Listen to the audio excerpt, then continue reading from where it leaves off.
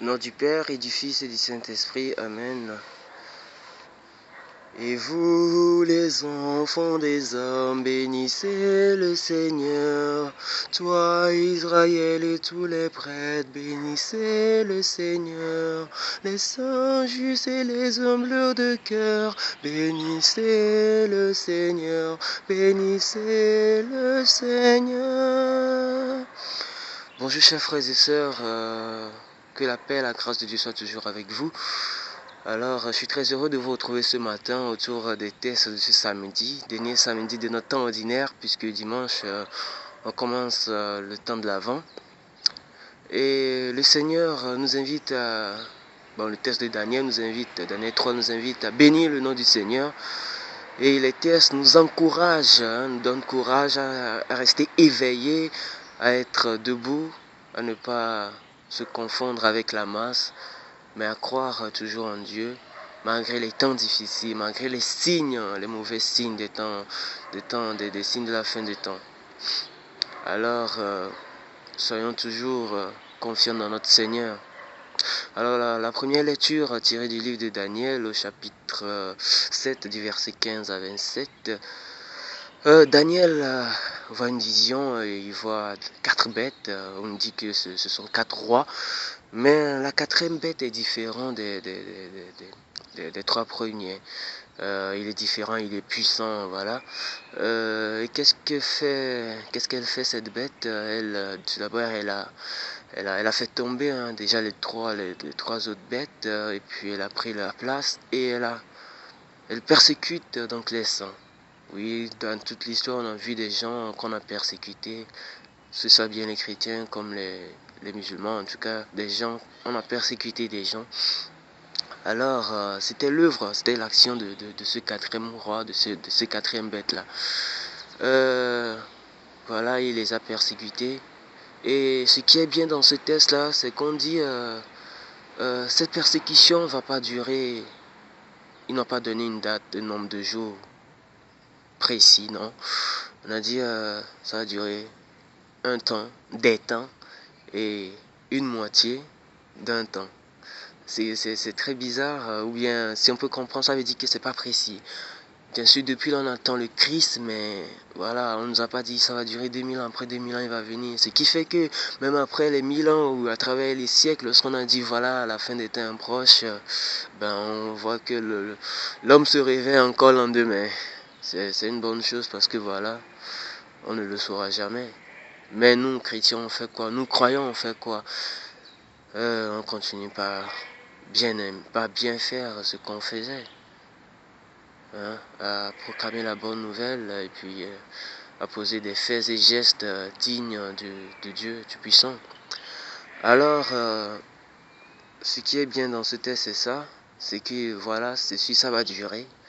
Un temps, des temps et une moitié d'un temps, ça va durer, on ne sait pas. Et ce qui est bien aussi, c'est cette espérance, c'est cette espérance qu'on nous donne. On nous dit que voilà, il y aura cette persécution pendant une période donnée, mais à la fin, le tribunal siégera et puis on va reprendre la domination à cet roi-là. Et on va le détruire finalement, totalement, on va le détruire totalement. Et puis la domination, la puissance et la royauté sera donnée au peuple saint du Très-Haut. Donc à nous, les élus, nous aurons la victoire à la fin. Et cette victoire ne sera pas une victoire comme la victoire de ce roi-là, non, plutôt une victoire éternelle, une royauté éternelle.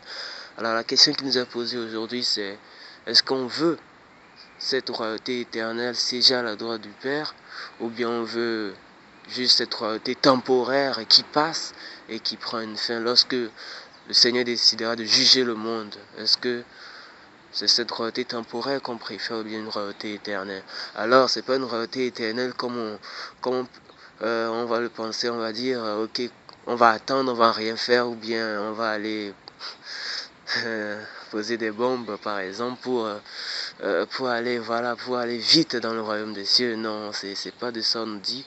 Il ne s'agit pas de rester inactif et d'attendre, non, plutôt de rester actif dans la prière, de rester actif dans ce qu'on fait, d'aimer par notre travail, d'aimer par nos études, d'aimer par nos faits et gestes, de continuer par proclamer la bonne nouvelle par notre vie, en faisant le bien.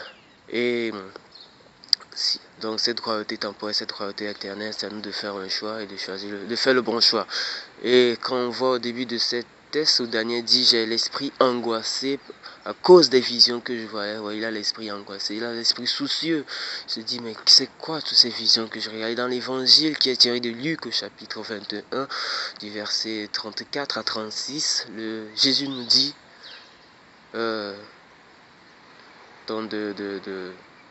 tenez-vous garde, de rester éveillé, de prier. Voilà. Nous aussi on vivra, on est en train de vivre les persécutions, on est en train de vivre tous ces temps négatifs, toutes ces catastrophes, toutes les guerres, tous les conflits, mais est-ce qu'on doit perdre la foi? Non.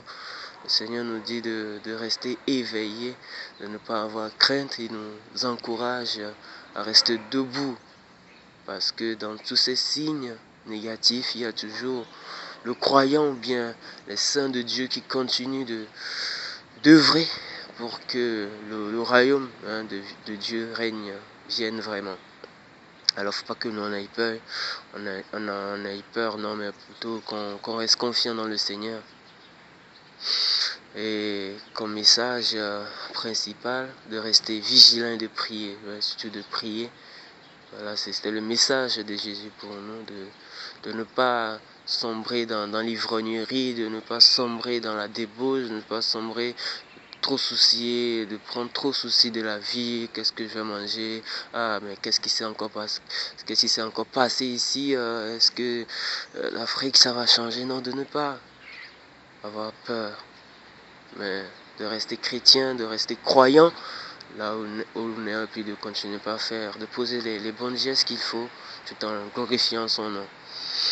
Alors le Seigneur nous dit aujourd'hui d'être vigilant et de rester dans la prière, la force de la prière, voilà, de rester dans la prière. Pourquoi? Parce que on aura une royauté éternelle à la fin des temps. Quand il viendra, il faut qu'il nous trouve juste de se tenir debout devant le Fils de l'homme. Oui, c'est difficile, mais prions, demandons pardon pour nos péchés, demandons pardon pour nos fautes.